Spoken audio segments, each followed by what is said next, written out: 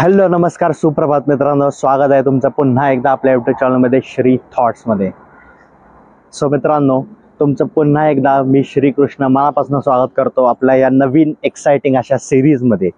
So पुन्हा एकदा Konkan series, पुन्हा अजून एक Konkan series, again and again Konkan series. म्हणजे तुम्ही मला सारखं असं विचाराल किंवा सारखं म्हणाल की सारखं कोकणात काय, पण माहिती नाही मित्रांनो, मला कोकण प्रचंड आवडतं आणि मला सारखं कोकणात जायला खूप आवडतं. सो आपण आत्ता मुंबई बेंगलोर हायवेवरती आहोत. आत्ता आपण जस्ट साताऱ्याच्या अलीकडे आहे. आता जवळपास सकाळचे वाजलेले 7:30. आपण सकाळी लवकर निघालो होतो. तुम्ही सकाळच्या काही क्लिप्स आत्ता सुरुवातीला पाहिल्या असतील त्या. सो तुम्ही जे आपल्या रत्नागिरी सिरीजला जे प्रेम दाखवलं आहे, ऑब्व्हियसली ती कंप्लीट सिरीज आपली झाली नाही. 3च व्हिडिओज आपल्याला बनवता आले, जास्त काही व्हिडिओज आपल्याला त्याच्यावरती करता आले नाहीत. कारण की मी तुम्हाला त्या व्हिडिओमध्ये पण सांगितलं होतं तसं की फॅमिलीसोबत असल्यामुळे आपल्याला जास्त काही करता आलेलं नाही आहे. पण डोंट वरी, ह्या सिरीजमध्ये किंवा ह्या व्हिडिओच्या सिरीजमध्ये ना माझा तोच प्रयत्न असणार आहे की भरपूर सारे तुम्हाला कॉन्टेंट द्यायचा, भरपूर साऱ्या गोष्टी तुम्हाला दाखवायच्या. म्हणजे कसं की जेणेकरून ज्या गोष्टी आपल्या मागच्या सिरीजमध्ये आपल्याला करता आल्या नव्हत्या त्या सगळ्या गोष्टी ह्या व्हिडिओमध्ये किंवा ह्या सिरीजमध्ये तुम्हाला पाहायला मिळणार आहे. सो हा बघा किती सुंदर असा सूर्योदय होतोय, खूपच छान. म्हणजे आत्ता तो छान वाटतोय, पण 12-1 नंतर मे बी त्याचं रौद्र रूप आपल्याला पाहायला मिळू शकतं. कारण की मार्च एंड एप्रिल महिना सुरू होतोय आणि दिवसेंदिवसच आता हे वाढतच जाणार आहे.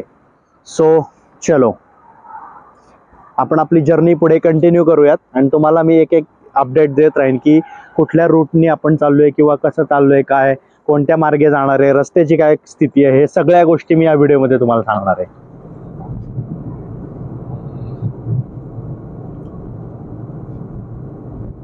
मित्रांनो, साताऱ्यानंतर कोल्हापूरकडे जाताना आहेत ना कंटिन्युअसली आपल्याला डायव्हर्जन्स आहेत. कारण की रस्त्याचं काम चालू आहे मध्ये मध्ये, त्याच्यामुळे ना कंटिन्युअसली म्हणजे प्रत्येक 2-4 किलोमीटर नंतर आहे ना डायव्हर्जन्स आहेत.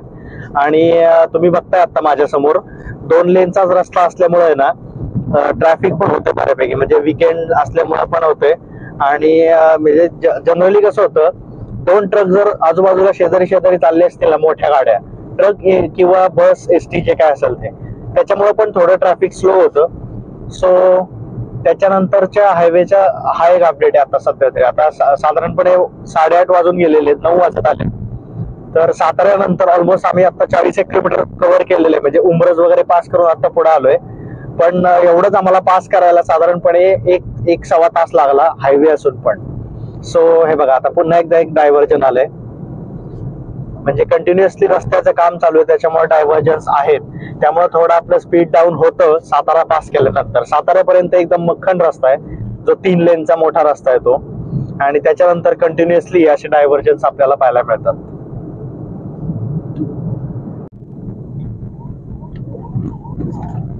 येस मित्रांनो, सो फायनली आपण आता कराड शहरामध्ये पोहोचलेलो आहे. कराड सिटीमध्ये आपला आत्ताच आपण एंटर केलेला आहे. कराड म्हणजेच यशवंतराव चव्हाणांचं कराड. आता ही ओळख का सांगितली तुम्हाला असा प्रश्न पडला असेल. सो आता इलेक्शनचं वारं वाहतंय सध्या, त्याच्यामुळंच. पण खूप सुंदर असं हे कराड शहर आहे, खूप छान असं समृद्ध असं हे कराड शहर आहे. म्हणजे तुम्ही आपलीच आता एक शॉर्ट रील सुद्धा पाहिली असेल की इथे इकडे कुठेतरी नाश्ता छान मिळतो, त्याचा मी एक व्हिडिओ पण केला होता. सो पण आता ते एक्झॅक्टली कुठे आहे ना ते मला सांगता येणार नाही. कारण की 1-1.5 वर्षापूर्वी आलो होतो आणि त्यावेळेस आता जे तुम्ही बघताय आजूबाजूला हे असं रस्त्याचं खूप सारं काम चालू होतं. त्याच्यामुळे एक्झॅक्टली सांगता येणार नाही की ते शॉप कुठलं होतं किंवा ते कुठं ते हॉटेल होतं ते. कारण की एकदम असं छोटंसं पत्र्याच्या शेडमध्ये ते हॉटेल होतं. पण खूपच सुंदर असा साऊथ इंडियन पद्धतीचा आपल्याला तिथं सगळे पदार्थ मिळत होते आणि मला पर्सनली ते खूप आवडलं होतं. सो येस, आपण आता कराड पास करतोय. कराडमध्ये सुद्धा रस्त्याचं काम चालू आहे. तुम्ही बघताय आता हे आपल्या राईट साईडला बघताय तुम्ही की मोठा ब्रिजचं काम चालू आहे, जो फ्लायओव्हर असतो त्याचं काम चालू आहे. सो येस, सो मित्रांनो, आपण आहे ना कराडला पण एकदा कधीतरी नक्कीच भेट देऊ. म्हणजे स्पेशल असं कराड फिरण्यासाठी आपण येऊ. कराड किंवा इथं आजूबाजूला सांगली आहे जवळ, सांगलीमध्ये पण भरपूर साऱ्या गोष्टी आहेत पाहण्यासारख्या. तर ते पण आपण एकदा नक्कीच एक्सप्लोअर करणार आहोत. कारण की कराडमध्ये पण 1-2 अशा ज्या गोष्टी आहेत ना त्या खूप सुंदर आहेत. मी आता त्याची नावं नाही सांगणार, कारण की ते डायरेक्टली तुम्ही आता आपल्या व्हिडिओमध्येच पहा. पण येस, मला आता कमेंट बॉक्स मध्ये नक्की सांगा की तुम्हाला हा व्हिडिओ कसा वाटतोय आणि ही आपली जर्नी तुम्हाला कशी वाटते. ही आपली जर्नी अजून कंटिन्यूच अशीच राहणार आहे. आता पुढून आपण साधारणपणे एक 8 ते 10 किलोमीटर नंतर राईट टर्न असणार आहे की जो आपल्याला अनुस्कुरा घाटात घेऊन जाणार आहे. सो अनुस्कुरा घाटाचं पण एक वेगळं महत्व आहे, त्याचं पण एक वेगळं सौंदर्य आहे, ते पण मी तुम्हाला पुढे दाखवणार आहे. सो चलो लेट्स कंटिन्यू.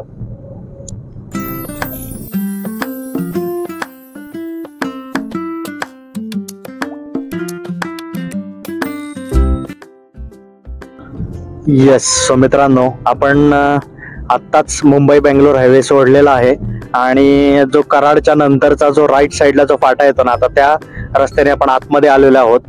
आता इथून स्ट्रेट आपण पुढे जाऊ. सुंदर समोर बघा किती मस्त असे डोंगर पाहायला मिळतात आपल्याला. खूप सुंदर सुंदर आता आपल्याला असे नजारे पाहायला मिळणार आहेत. खूपच काय म्हणतात त्याला, असं मनमोहक असे दृश्य पाहायला मिळणार आहेत आपल्याला. So stay tune. आणि पुढे जाऊन आता आपल्याला अनुस्कुरा घाट पण लागेल, मलकापूर पण लागेल. मलकापूरला ऍक्च्युली जायचं नाहीये, मलकापूरच्या अलीकडनंच अनुस्कुरा घाटाला फाटा जातो. सो तिकडून आपण जाणार आहोत अनुस्कुरा घाटातनं. आणि अनुस्कुरा घाटातले काय सुंदर सुंदर जे काही गोष्टी असतील ना, त्या पण मी तुम्हाला दाखवणार आहे. आणि त्याचा काय इतिहास आहे ह्या पण गोष्टी मी तुम्हाला सांगणार आहे. सो स्टे ट्यून, कंटिन्यू पाहत राहा. म्हणजे हा रस्ता चांगला आहे, सिंगल लेनच रस्ता आहे, 2 लेन रस्ता नाही, हा सिंगल लेनच रस्ता आहे, पण चांगला रस्ता आहे कंटिन्युअसली. आणि जरा हा रस्ता अननोन असल्यामुळे ना इकडे ट्रॅफिक पण नसतं जास्त. So that's the story. So let's continue. Ratnagiri almost अजून 140 किलोमीटर्स आहे. सो बघूयात, आपण आपली जर्नी कंटिन्यू करू पुढे आणि तुम्हाला बाकी पण सगळ्या गोष्टींची माहिती मी सांगत राहीन.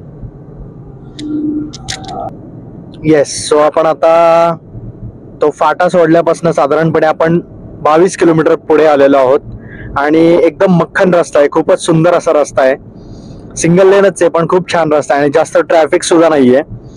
सो ऑलमोस्ट 15 ते 17 मिनिटात आम्ही 20 किलोमीटर कम्प्लीट केलेलं आहे. आणि आपल्या लेफ्ट साईडला बघा, खूपच सुंदर असा मोठा कोणाचा तरी बंगलो दिसतोय. नारळी पोपळीच्या बागा आहेत सुंदर. आणि समोर आपल्याला काही पवनचक्क्या सुद्धा दिसत आहेत. सो आता ते पवनचक्क्या अजून जवळ जाऊन आपण पाहूयात आणि हा सुंदर अशा रस्त्याचा आपण आनंद घेत आपला प्रवास पुढे असाच चालू ठेवूयात.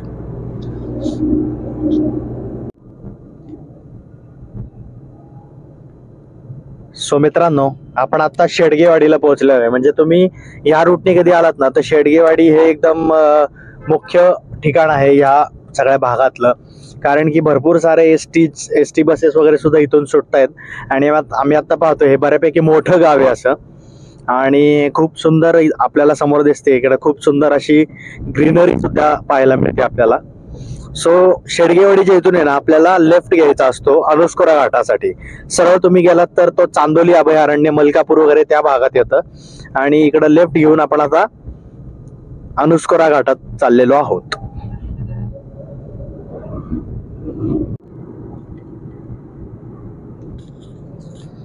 मित्रांनो, आपण आत्ताच शेडगेवाडी पास करून म्हणजे पुढे आल्यानंतर एक चांदोली म्हणून गाव लागतं. ते चांदोली गाव सुद्धा पास करून पुढे आलोय ना, त्याच्यानंतर परत एक आपल्याला राईट घ्यायचा असतो अनुस्कुरा घाटासाठी. सो आपण आता त्या रूटवरती आहे. म्हणजे तुम्ही बघू शकता की दोन्ही बाजूला किती सुंदर अशी हिरवीगार अशी झाडी आहेत. खूप सुंदर, खूप मनमोहक असं दृश्य दिसतंय. आणि त्यातून हा एक छोटासा मस्त सिंगल रस्ता चालू आहे.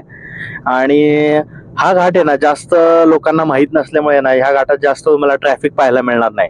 म्हणजे जनरली लोक रत्नागिरीला जायचं असेल ना, तर कशेडी घाट नाही, कुंभार्ली घाटाचा उपयोग करतात.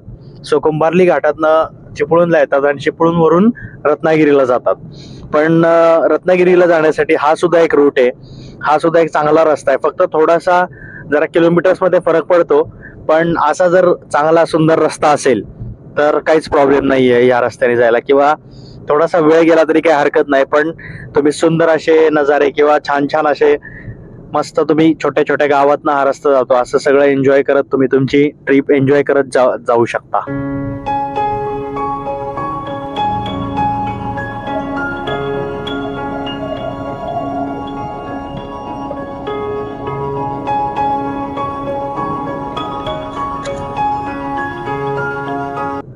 अनुस्कुरा घाट सुरू व्हायच्या आधी हे आपल्याला असा एक छोटासा घाट सुद्धा इथे लागतो.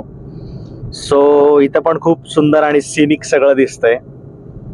आणि मित्रांनो, तुम्ही विचार करा की आता मार्च एंड किंवा एप्रिल महिन्यात इथं असं दृश्य असेल तर ते पावसाळ्यात कसं दृश्य असेल, किंवा पावसाळ्याच्या नंतरचे जे महिने असतात काही, म्हणजे ऑक्टोबर आणि नोव्हेंबर, त्या सगळ्या त्या सगळ्या पिरियडमध्ये इथं किती छान, किती सुंदर असे सगळे नजारे दिसत असतील. सो खूपच सिनिक असा हा रस्ता आहे. म्हणजे तुम्ही आपला व्हिडिओ कंटिन्यू पाहिला असेल तर तुम्हाला रूट कळला असेल. तर मी परत एकदा सांगतो, तुम्ही मुंबई बेंगलोर हायवेने आहे ना, कराडला आल्यानंतर कराडच्या जस्ट एक 7 ते 8 किलोमीटर पुढे आहे ना, राईटला हा फाटा जातो आणि त्या रूटने तुम्ही सरळ कंटिन्युअसली पुढे जाऊ शकता. जो म्हणजे मलकापूरचा फाटा जरी तुम्ही बघितलात ना तरी तुम्हाला लक्षात येईल. तिथून तुम्ही सरळ कंटिन्यू पुढे जाऊ शकता आणि साधारणपणे शेडगेवाडीला येईपर्यंत सरळच रस्ता आहे.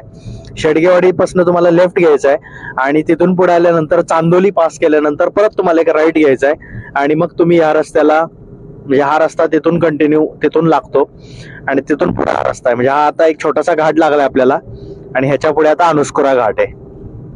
सो आपण आता म्हणजे कंटिन्युअसली मला आता सारखाच कॅमेरा ऑन करायची मला इच्छा होती, कारण की रूटच असं आहे ना, किंवा हे जे नैसर्गिक सौंदर्य जे असं एवढं भारी आहे ना की मी माझा कॅमेरा बंदच करू शकत नाहीये. सो बघूयात आपण आता अजून आपल्याला किती छान छान चांगल्या गोष्टी पुढे दिसत आहेत ते मी तुम्हाला दाखवणारच आहे आणि अनुस्कुरा घाट सुद्धा दाखवणारच आहे. So stay tune. चलो. कोकण प्रांत आणि कोल्हापूरच्या घाटमाथ्याला जोडणारा हाच तो अनुस्कुरा घाट. अनुस्कुरा घाटाचा पूर्वी म्हणजेच ब्रिटिश काळात जास्त करून दळणवळणासाठी उपयोग व्हायचा, कारण की त्या काळी राजापूरची ही सर्वात मोठी अशी बाजारपेठ या भागातली मानली जायची. त्यावेळेस दळणवळणासाठी या अनुस्कुरा घाटाचा वापर केला जायचा. त्याच्यानंतर किंवा त्या गोष्टीच्या नंतरच जास्त करून या घाटाचा वापर हा वाहतुकीसाठी होऊ लागला.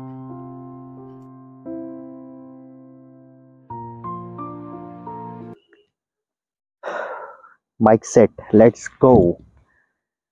पहा मित्रांनो, किती सुंदर असा नजारा आहे, किती सुंदर असा हा घाट आहे. म्हणजे मी आता तुम्ही आपल्या व्हिडिओमध्ये पाहिला असेल तर खूप वळणावळणांचा हा घाट आहे आणि खूप छान वाटतंय. आणि रस्त्याची क्वालिटी देखील तुम्ही पाहू शकता. खूप सुंदर असा चांगला रस्ता आहे. म्हणजे अजिबात खडबडीत किंवा अजिबात खराब रस्ता असं काही नाही आहे.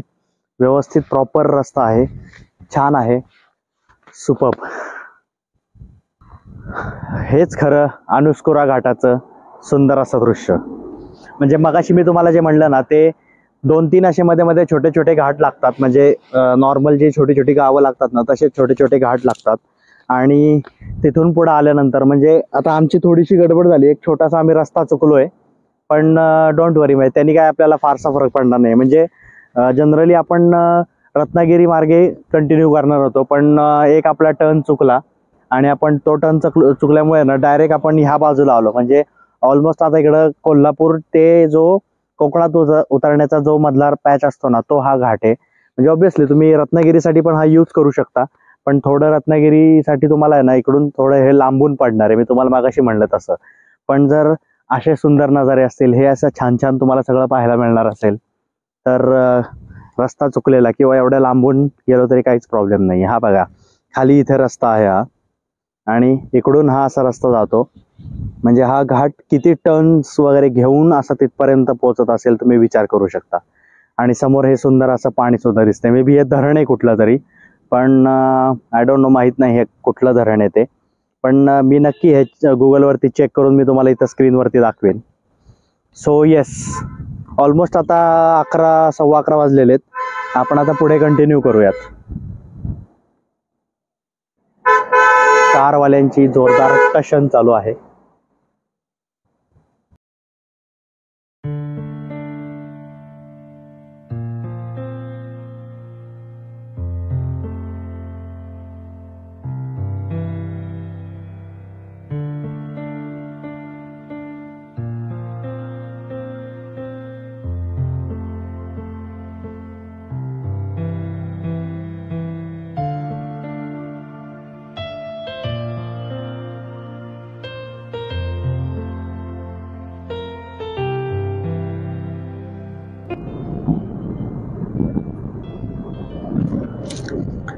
येस मित्रांनो, या सगळ्या अथक परिश्रमानंतर फायनली आपण आता पुन्हा एकदा मुंबई गोवा हायवे वरती आलेलो आहे. पण आता आपण टुवर्ड्स कोकण म्हणजे सॉरी कोकणातच आहे आपण आता. टुवर्ड्स गोवा आपण चाललेलो आहे. मुंबई गोवा हायवेचं तुम्ही बघू शकता खूपच सुंदर असा हायवेचं काम झालेलं आहे. हायवे कम्प्लीट झालेला आहे. आय डोंट नो हा व्हिडिओची लेंथ किती झाली आता, त्यामुळं मी आता आहे ना हा व्हिडिओ इथंच एंड करतो. सो मला नक्की सांगा की तुम्हाला हा जर्नीचा व्हिडिओ कसा वाटला ते. आता काही जास्त राहिलेलं नाहीये, 30-40 किलोमीटर आमचं हॉटेल राहिलेलं आहे. बाकीचं जे काय असेल ते आपण आता नेक्स्ट पार्ट मध्ये सेकंड पार्ट मध्ये बघूयात. आणि आमचा पहिला व्हिडिओ हा आमचा जर्नीचा म्हणजे हा पूर्ण ट्रॅव्हलचा एक व्हिडिओ होता, तो मी आता इथंच एंड करतोय. आणि तुम्ही आता हा बघू शकता की सुंदर असा हा Mumbai Goa highway. So bye bye, take care. I am Shri signing off. आणि हो मित्रांनो, व्हिडिओ आवडत असतील तर नक्की लाईक करा, चॅनलला सबस्क्राईब करा. सो तुमचा सपोर्ट पाहिजेच. Like, share, subscribe. Thank you. Tata, bye bye.